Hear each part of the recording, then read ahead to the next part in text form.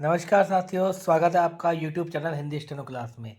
अभी जो मैं डिक्टेशन अपलोड कर रहा हूँ 90 शब्द प्रति मिनट के हिसाब से 10 मिनट की डिक्टेशन है, जो कि आपके आने वाले एग्जामों के लिए महत्वपूर्ण हो सकती है। जर्नल मैटर है, बुक का मैटर है, जो मंथली मैगजीन आती है, मासिक पत्रिका, उसमें से है। तो आप इसे लिखें, इसका अनुवाद करें, इसे पढ़ें, ताकि आप अपनी शॉर्ट हैंड में निखार ला सकें। और आप लोगों से, जैसा कि मैं हमेशा रिक्वेस्ट करते आया हूँ, प्लीज़ प्लीज़ प्लीज़ मेरे चैनल को लाइक करें, सब्सक्राइब करें। अगर आपने लाइक और सब्सक्राइब कर रखा है तो अपने दोस्तों, मित्रों, रिश्तेदारों जो कि हिंदी स्टेनो की तैयारी कर रहे हैं उनको भी बताएं, उनसे भी करवाएं। तो चलिए, आपका ज़्यादा समय नहीं लेते, मैं सीधा डिक्टेशन पे आता हूँ। तो चलिए साथियों, डिक्टेशन के लिए तैयार हो जाइए। Yes, dictation start. महोदय, विश्व आज पर्यावरण के चौराहे पर आ खड़ा हुआ है। अब वातावरण प्रदूषण की समस्या को हल करने में हम कितने सक्षम सिद्ध होते हैं, यह हमारे वातावरण के प्रति दृष्टिकोण के ऊपर निर्भर करता है। हमको एक ऐसे संसार की कल्पना करनी है जहाँ बिना क्षति, शोषण, रखरखाव और उत्पादन का निर्णय लिया जाता हो। हमें एक ऐसे विश्व की कल्पना करनी है जिसमें हमारा हर फैसला पर्यावरण को क्षति पहुंचाए बिना उसकी सुरक्षा कर सके और नई चीज़ों को बनाने के लिए किसी प्राकृतिक चीज़ को बर्बाद न करना पड़े।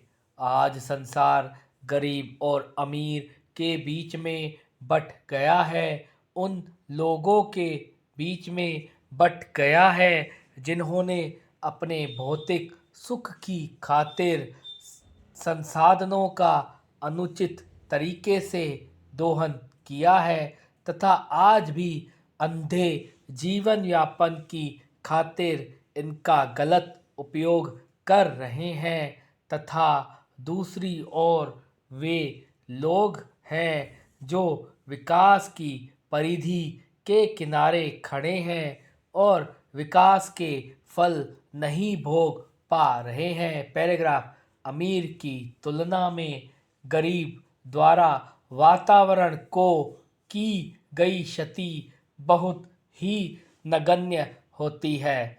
संसार की 20% जनसंख्या दुनिया के 80% संसाधनों का उपयोग कर रही है तथा यह भी अनुमान लगाया गया है कि पश्चिम के सर्वाधिक विकसित देशों में प्रति व्यक्ति 186 टन कार्बन पदार्थों का उत्पादन पिछले 4 दशकों से हो रहा है, जबकि इसी समयावधि में भारत में यह दर सिर्फ 4 टन प्रति व्यक्ति से भी कम रही है। एशिया एवं अफ्रीका में पर्यावरण के बढ़ते प्रदूषण का एक मुख्य कारण यहाँ जनसंख्या वृद्धि की दर ऊंची दर को बताया गया है, जो कि सत्य नहीं है। पैराग्राफ। भारतीय अनुभवों से यह बात प्रकाश में आई है कि परिवार नियोजन के उपायों को विशाल स्तर पर चलाने की तुलना में जनसंख्या नियंत्रण के लिए अच्छा स्वास्थ्य तथा उच्च स्तरीय साक्षरता, दूसरे शब्दों में गरीबी का निवारण ही अधिक प्रभावकारी उपाय सिद्ध होता है। कुछ लोगों का कहना है कि रेगिस्तानीकरण तथा ओजोन परत के सिकुड़ने के लिए विकासशील देशों में आयन वृत्तीय क्षेत्रों में बड़े पैमाने पर वनों की कटाई ही जिम्मेदार है। भारत में वन सामुदायिक संसाधन है जहां इसका प्रबंधन कार्य सामाजिक, आर्थिक एवं सांस्कृतिक परिवेश में देखा जाना आवश्यक है। उदाहरण के तौर पर वनों के संरक्षण एवं विकास के लिए यह आवश्यक है कि गरीबी को दूर किया जाए। पैराग्राफ महोदय, ग्रामीण समुदाय के लिए चारे एवं ईंधन की प्रचुर मात्रा उपलब्ध कराई जाए।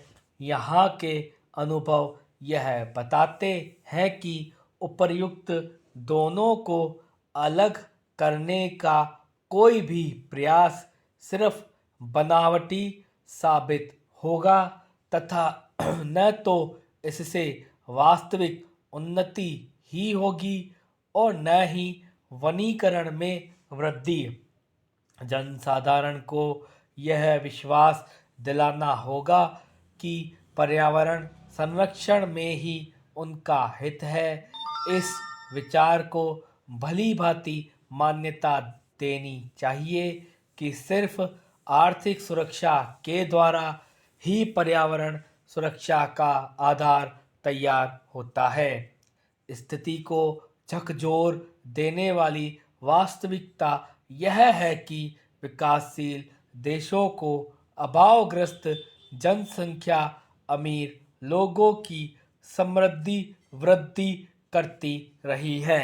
अगर टूटे हुए को फिर से जोड़ना है अर्थात पर्यावरण की रक्षा करनी है तो विकास की गुणवत्ता की पुनर्स्थापना के लिए इस ढंग से समझौता करना पड़ेगा कि जिससे पर्यावरण की अपूरणीय क्षति न हो तथा यह भी सुनिश्चित हो कि जनसंख्या को उचित जीवन स्तर मिलता रहे।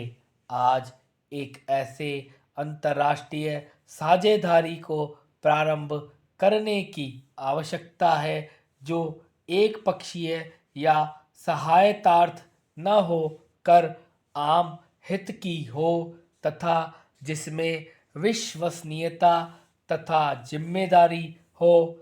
संबंधित प्रणाली विकसित करते हुए यह सुनिश्चित किया जाना चाहिए कि विकास का जो भी कार्य हो उसमें इस बात का ध्यान रखा जाए कि विकासशील देश अपने विकास हेतु नए एवं अतिरिक्त वित्तीय संसाधनों तथा पर्यावरण की दृष्टि से सुरक्षित तकनीकी को वरीयता रियायती तथा अव्यापारिकता के आधार पर स्थानांतरित कर सके।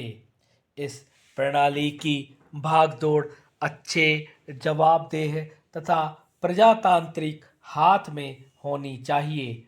व्यापार को एक हथियार के रूप में न लेकर इसे अंतर्राष्ट्रीय सहयोग एवं विकास के प्रोत्साहन के रूप में लिया जाना चाहिए। पैराग्राफ पर्यावरण की सुरक्षा एवं संरक्षा दोनों ही शहरी तथा ग्रामीण विशेष रूप से गरीब तथा अभावग्रस्त लोगों के भरपूर योगदान पर निर्भर करती है।